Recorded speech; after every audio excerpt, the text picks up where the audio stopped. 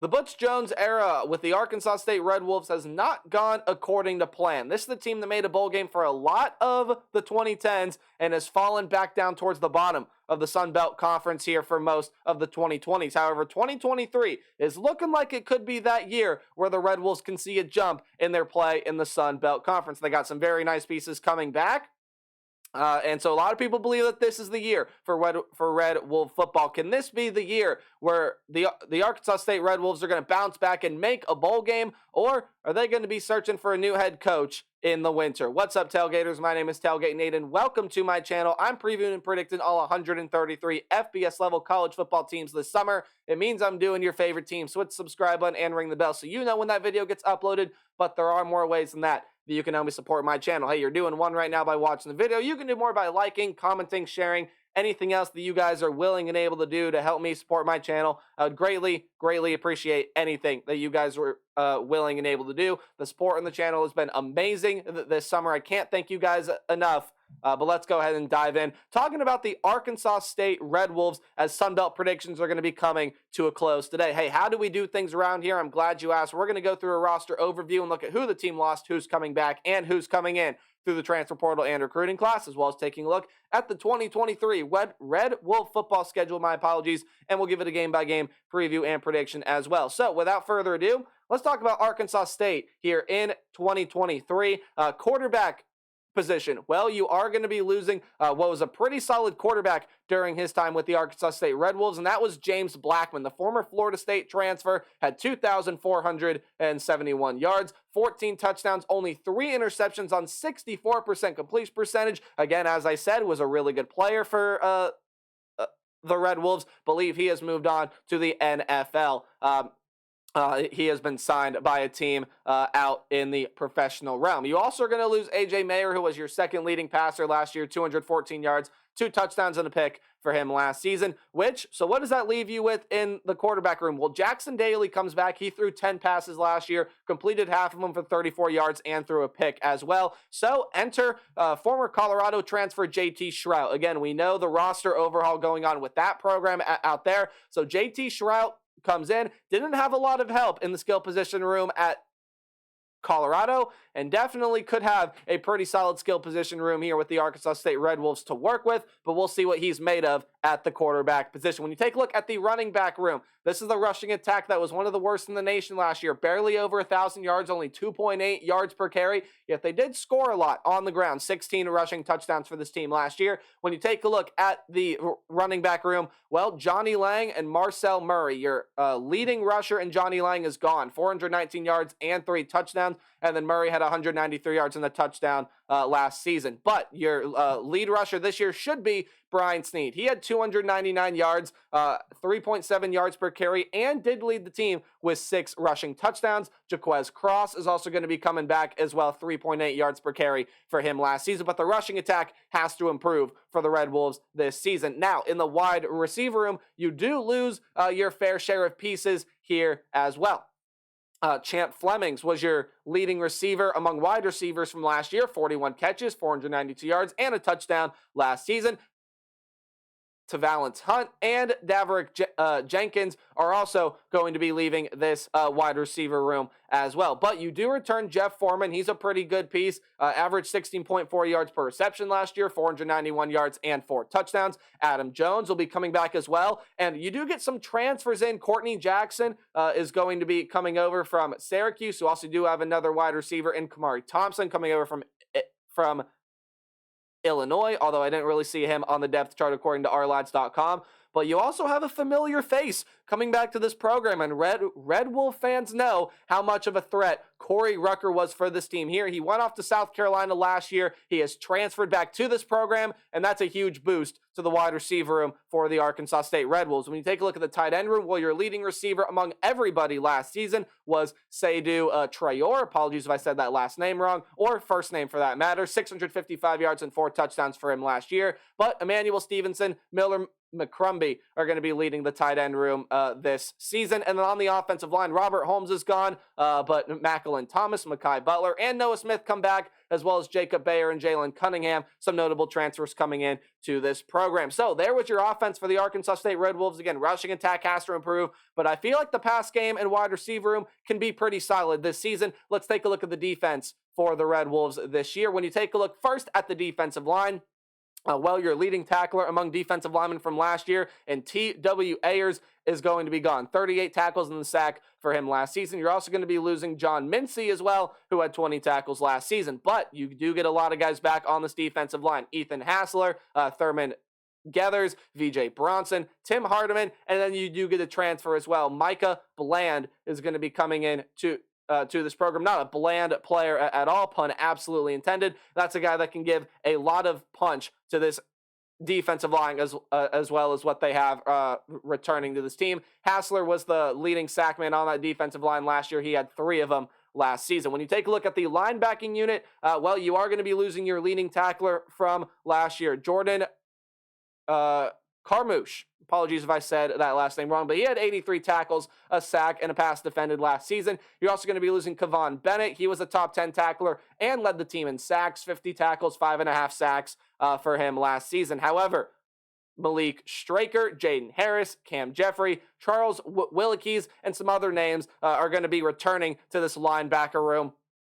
So it can be a pretty solid linebacker room this season. Straker and Harris were 2 top 3 tacklers for the team last season, and the other guys should step up and play big roles for this team this year. When you take a look at the defensive back room, Kenneth Harris is going to be gone. That's a pretty big loss for this team. Led the team with 10 passes defended, had an interception, was a top 10 tackler, did a little bit of everything for this Red Wolves team. But pretty much other than him, everyone comes back. Travion Thomas, Eddie Smith, Sammy Johnson, Leon Jones, and Taylon Doss. All of them are going to be coming back this year. Eddie Smith led the way with 2 interceptions last season. 6 pass defended, was second on the team. Travion Thomas had a pick 6 last season. A couple other guys had some interceptions in and around this team last season. Your head coach is Butch Jones. Your offensive coordinator is Keith Heckendorf. And your defensive coordinator is Rob Harley. As now we take a look at the Red Wolf football schedule for 2023, and you got 2 really tough out-of-conference games to start it off. But before we get into predictions, got to tell you how this is all set up. Any game at home is going to be underlined, while any game on the road will be in italics or that slanted text. Any game you see in green is a game that I think the Red Wolves are going to win easily. Any game in yellow is a game that, this could be a back and forth. This could be a back and forth 50-50 type game, but the Red Wolves are going to be able to win, and red is a loss.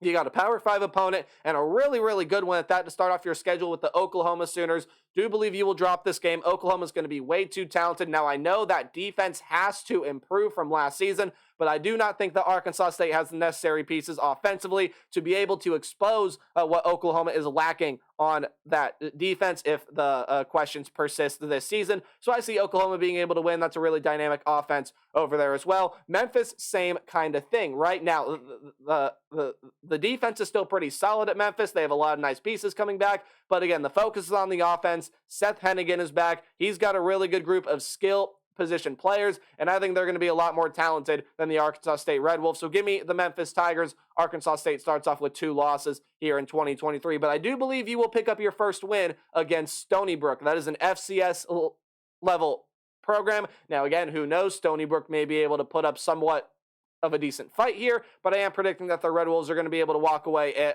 and go ahead and win that game there in week 3 for their first win of the season. And then you get your first conference game here of 2023, and it is against the Southern Miss Golden Eagles. Southern Miss, I think, is going to be a very competitive team this year. Again, if you've seen my Southern Miss video, while I don't necessarily know if it's going to pan out record-wise for them this year, as they have a really tough of conference slate. You got Frank Gore Jr. and a lot of other talented rushers coming back, some really good pieces defensively back for that team as well. I just think that rushing attack is going to be a little too much for this Arkansas State defense. It struggled to stop the run last year. If questions can't get answered, that's going to be a team in Southern Miss that's going to be able to run all over Arkansas State. So I do believe that Southern Miss is going to go ahead there and win that game. Now, this is a very interesting one coming up. Now, I know a lot of people are going to want to look at this game and be like, oh, it's UMass, pencil it in.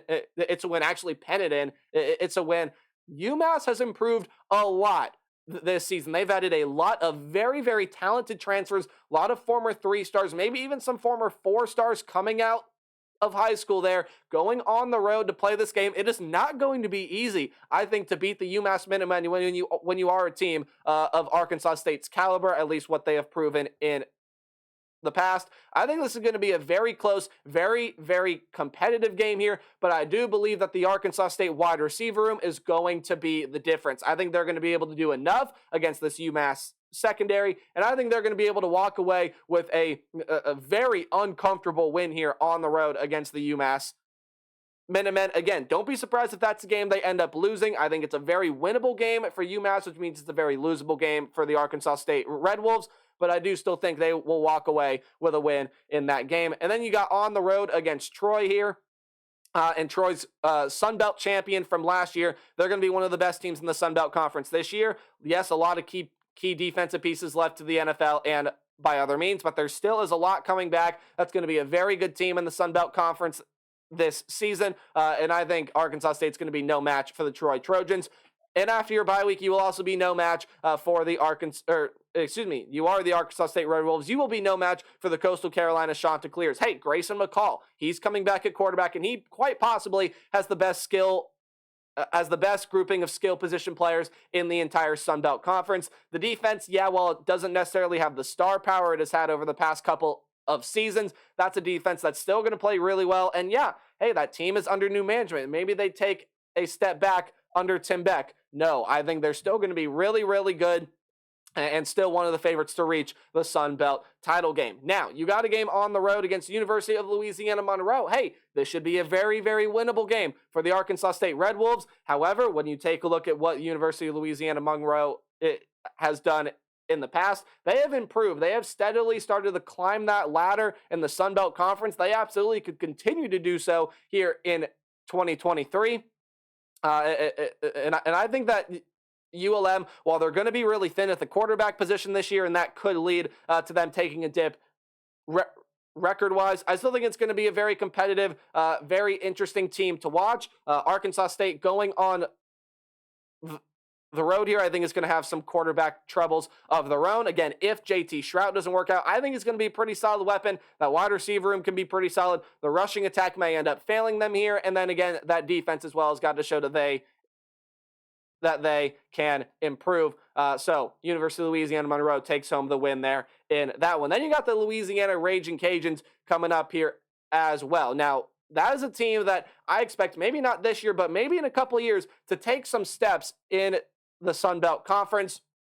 They've got some really good options at the quarterback position this season. Skill position grouping is pretty solid as well. You got some nice players on defense. I think that's going to be a very competitive fringe bowl game team in the Sun Belt Conference. Even though this game is at home for Arkansas State, yes, I can see them pulling off what I would consider an upset here. I do think that Louisiana is going to get the better of you in that game. And then South Alabama is one of my favorites in the Sun Belt Conference this season. When I take a look at the South Alabama Jaguars this year, you got a lot of returning talent for a team that won 10 games last season, and they absolutely can win 10 games this year, and a team that, no joke, I think can represent the group of five in a New Year's Six bowl game this season. There's that much talent on that team. And I think South Alabama is going to absolutely destroy Arkansas State here. But Arkansas State still looking for that first win in Sun Belt play. And while Texas State is a team that added some really good transfers, they got a really good head coach coming into that program, led Incarnate Word to an FCS semifinal last season. And I think Texas State's going to be a pretty solid team. But I do think that Arkansas State wins at least one conference game. Now, maybe it's University of Louisiana Monroe again. Maybe it's Louisiana. But I'm saying right here it is against the Texas State Bobcats, there's going to be at least one game this year where JT Shrout and that wide receiver room are going to shine and are going to outperform the secondary on the other side of the ball. And I think that's this game right here, second to last game of the season. But I do not see you guys finishing out with a win. The Marshall Thundering Herd, even though there are a lot of names leaving the defense, return a lot of very good key pieces. The offense has got some star power back. Marshall will be beating the Arkansas State Red Wolves. So I got Arkansas State at 3-9. Again, not up to standard of this Red Wolf program, at least what they have been in the 2010s. Now, I understand there's a little bit of a new standard here, but Butch Jones could be on the hot seat this year, and a record like that may lead the Arkansas State Red Wolves and the fans and the boosters to drive him out of town and be looking for a new head coach this winter with a record like that. But I got you sitting at 3-9. Let me know your thoughts on the Red Wolves in the comment section below. And as always, remember to play hard, but tailgate harder.